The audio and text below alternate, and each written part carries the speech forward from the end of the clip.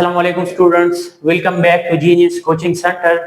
आज हम सीखने वाले हैं एक इम्पोर्टेंट और स्कोरिंग क्वेश्चन जो कि अक्सर पेपर में आ जाता है और बच्चे जो है क्वेश्चन देख के ही भाग जाते हैं, वो क्वेश्चन को छोड़ देते हैं। छोड़ने वाला क्वेश्चन नहीं है, इंतहाई आसान क्वेश्चन है, लेकिन लफ्ज जो है मीनिंग बच्चे जो है वो क्वेश्चन के अल्फाज जो है वो समझ नहीं पाते और उसको छोड़ देते हैं। तो क्वेश्चन जो है अल्फाज देके आप लोग को छोड़ेंगे नहीं, इंशाल्लाह मैं आसान अल्फाज में इसको एक्सप्लेन करने वाला हूँ। इवन ये टॉपिक जो है इसके एमसीक्यूज एमकेट या ईकेट में भी आ जाते हैं। तो आइए सीखते हैं टॉपिक कौन सा है, और diversity and magnitude of organic compound. Question आ जाता है कि what do you mean by diversity and magnitude of organic compound. तो क्वेश्चन ये है, उसको हम एक्सप्लेन कर रहे हैं। सबसे पहले तो इसकी मीनिंग समझ ले कि डाइवर्सिटी का क्या मतलब है एंड मैग्नीट्यूड का क्या मतलब है।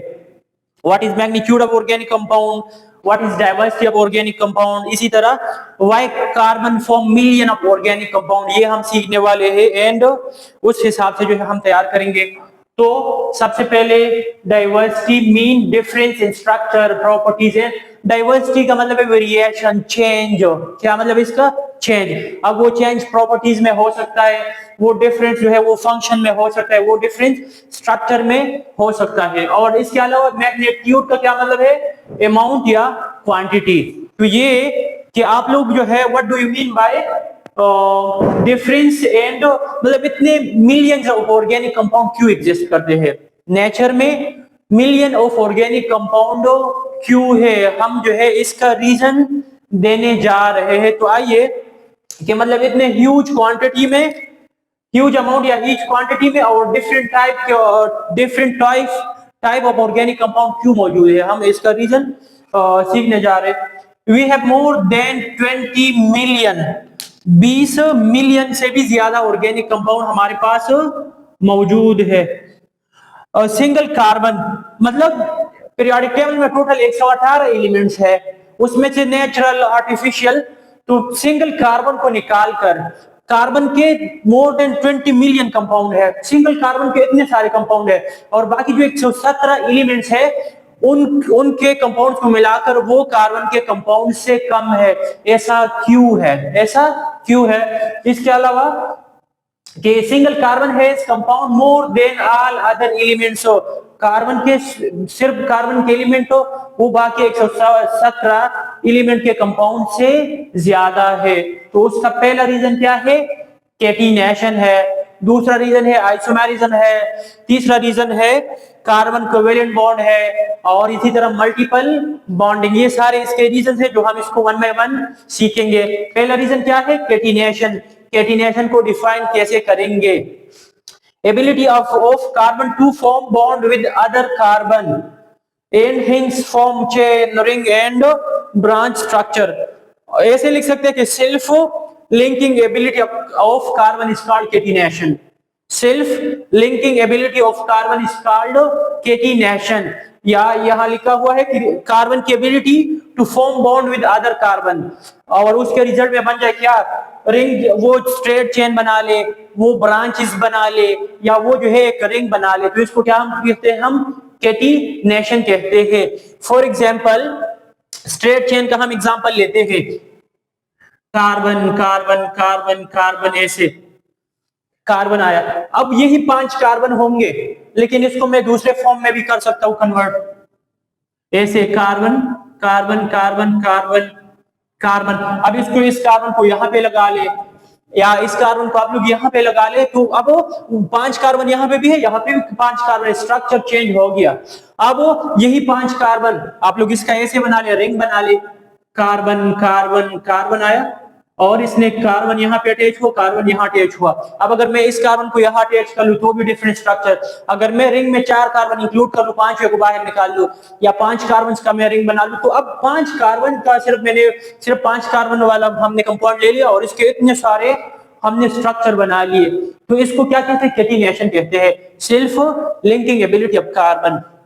अब कैटिनेशन वो तो आप लोग की समझ में आ गया कि ये है क्या चीज हो, और अगर इस तरह हो जाए तो फिर क्या क्या जो है वो बन सकते हैं।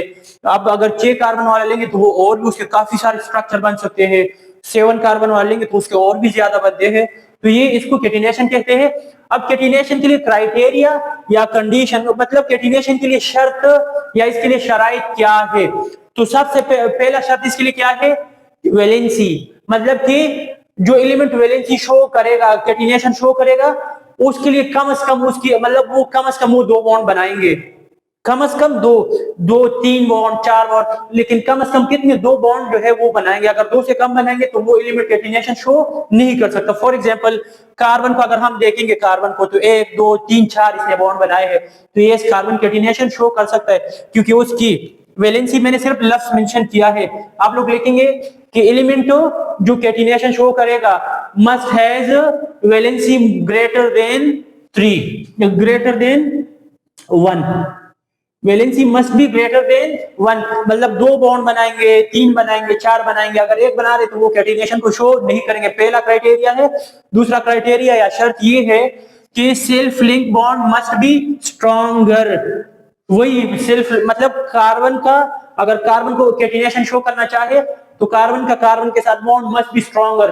अगर ये बॉन्ड कमजोर पड़ गया तो फिर ये कैटिनेशन को शो नहीं कर सकते। सामने मैंने वो उसका मेंशन किया है। कार्बन अगर कार्बन के साथ बॉन्ड बनाएंगे तो 355 किलो जूल इतनी एनर्जी जो है इसमें मौजूद है, और कार्बन अगर ऑक्सीजन के साथ बॉन्ड बनाएंगे तो 351 किलो जूल पर मोल एनर्जी है। तो अब ये वाला बॉन्ड इससे स्ट्रॉन्गर है। या कार्बन का अगर सिलिकॉन के साथ हम कंपैरिजन करेंगे, इस तरह है कि कार्बन कैटिनेशन शो करता है, सिलिकॉन शो नहीं करता, तो कार्बन की एनर्जी सिलिकॉन के कंपेयर, सिलिकॉन अगर सिलिकॉन के साथ बॉन्ड बनाएंगे तो 200 किलो जूल पर मोल एनर्जी, और यहाँ पे 355 किलो जूल पर मोल एनर्जी। तो ये वाला बॉन्ड इससे स्ट्रॉन्गर हो गया। अब अगर देखेंगे कार्बन का ऑक्सीजन के साथ बॉन्ड और सिलिकॉन का ऑक्सीजन के साथ बॉन्ड, तो कार्बन का ऑक्सीजन के साथ बॉन्ड ये इसकी कम एनर्जी है जबकि इसकी एनर्जी हाई है। या इसका इसके साथ कंपैरिजन करेंगे तो इसकी एनर्जी कम है इससे, और यहाँ पे अगर देखेंगे सिलिकॉन का जो सिलिकॉन के साथ बॉन्ड है इसकी एनर्जी कम है सिलिकॉन के ऑक्सीजन के साथ। अगर सिलिकॉन का सिलिकॉन के साथ बॉन्ड स्ट्रॉन्गर हुआ तो फिर सिलिकॉन भी कैटिनेशन शो करेगा, लेकिन एनर्जी से ही जाहिर है कि वो उसकी एनर्जी डबल से भी ज्यादा है। सिलिकॉन ऑक्सीजन का बॉन्ड, उसकी एनर्जी सिलिकॉन सिलिकॉन बॉन्ड से 2 गुना से भी ज्यादा है, और कार्बन का कार्बन के साथ जो बॉन्ड है वो स्ट्रॉन्गर है, कार्बन टू ऑक्सीजन बॉन्ड। तो इस वजह से ये क्या करते हैं, कैटिनेशन, मतलब दोनों क्राइटेरिया जो है इसके लिए एप्लीकेबल है या दोनों शराइत है ये पूरा जो है उतरता है। तो इस वजह से कार्बन जो है वो कैटिनेशन शो करता है। जब कैटिनेशन शो करता है तो इसके रिजल्ट में मोर देन, वैसे 20 मिलियन मेंशन है, more than 35 million organic compound है, और हर रोज जो है काफी सारे, ऐसा कोई दिन नहीं है जिसमें कोई ऑर्गेनिक कंपाउंड डिस्कवर नहीं होता। तो उसका पहला रीजन क्या है, कैटिनेशन है।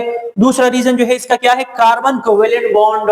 कोवेलेंट बॉन्ड स्ट्रक्चर जितना छोटा होगा स्ट्रॉन्ग कोवेलेंट बॉन्ड बनाएगा, फजन्स के रूल है ना, मतलब जितना स्ट्रॉन्गर साइज छोटा तो वो बॉन्ड को स्ट्रॉन्ग बनाएंगे। तो small size lead to stronger bond. अगर कार्बन है और दूसरा भी कार्बन, जितना साइज छोटा होगा तो इलेक्ट्रॉन पे न्यूक्लियस का जो वो है, फॉर एग्जांपल कार्बन है दूसरा भी कार्बन है, आपको ये इस कार्बन का हाइब्रिड ऑर्बिटल है, ये दूसरे कार्बन का हाइब्रिड ऑर्बिटल है, ये इसका इलेक्ट्रॉन है, ये दूसरे का इलेक्ट्रॉन है। अब ये इलेक्ट्रॉन जो है ये न्यूक्लियाई के बिल्कुल करीब है, लेकिन अगर मैं इस तरह करूंगा कि कार्बन की बजाय मैं क्लोरीन ले लूं या कोई दूसरा एलिमेंट ले लूं तो उसका साइज, फॉर एग्जांपल Cl आया और दूसरा भी Cl आया, तो ये दूर दूर होंगे इलेक्ट्रॉन न्यूक्लियाई से, तो इलेक्ट्रॉन पे न्यूक्लियस का असर कम होगा, तो साइज बढ़ाएंगे तो कोवेलेंट बॉन्ड जो है वो तब भी वीकर हो जाता है।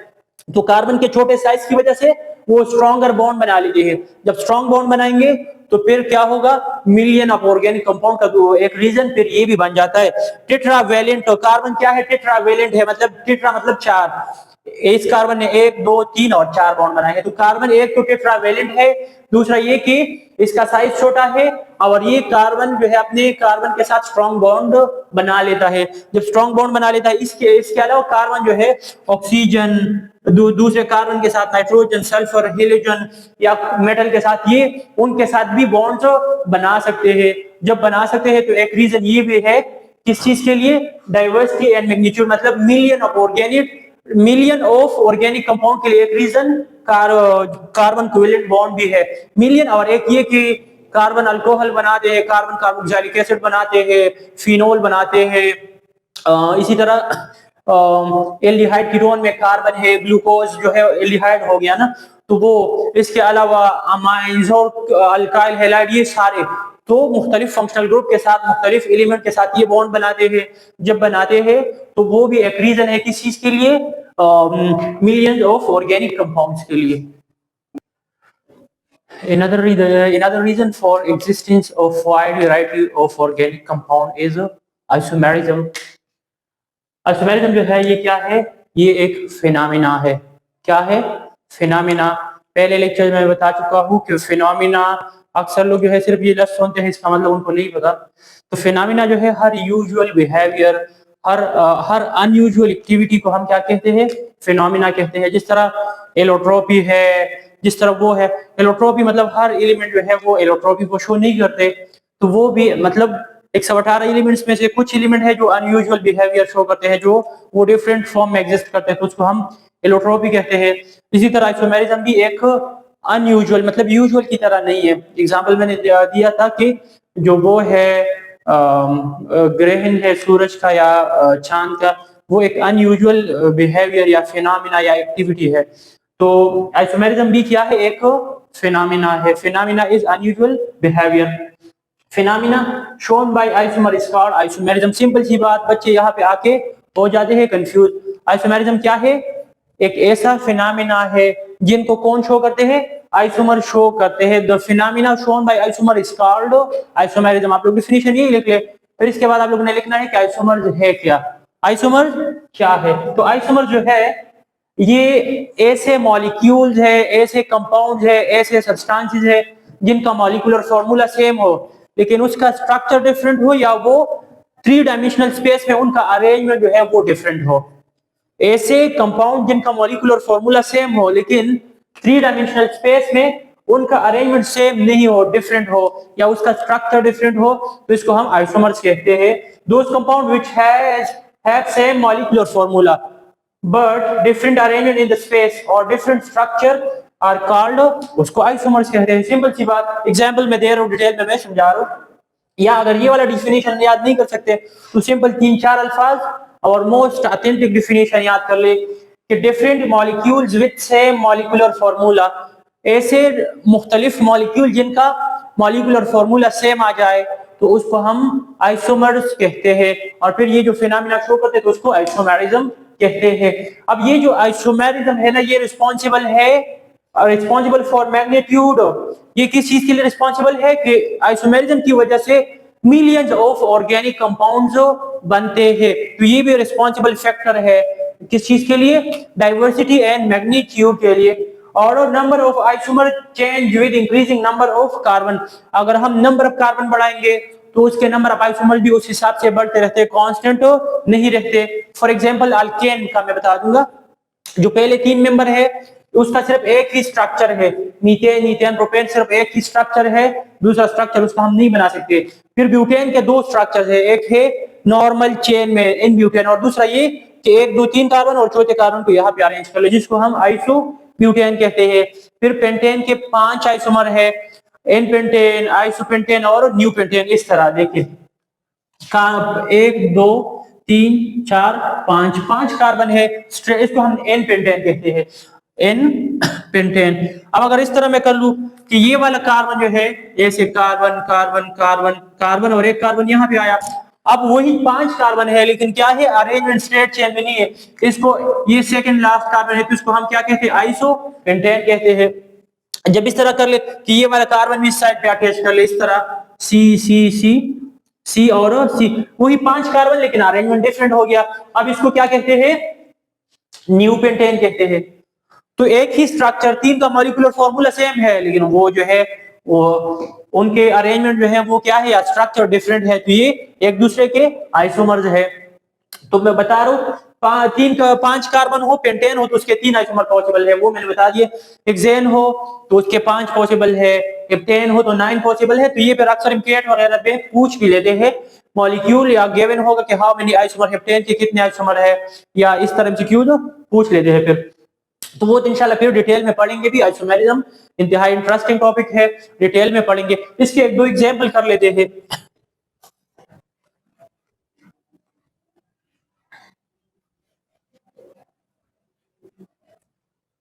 फॉर एग्जाम्पल देखिए C6H12O6, अभी तक तो हम ये सीख कर आए हैं कि ये ग्लूकोज का फॉर्मूला है, लेकिन देख लेते हैं carbon carbon carbon carbon carbon और 6 कार्बन आ गए, carbon carbon carbon carbon carbon और 6 कार्बन आ गए।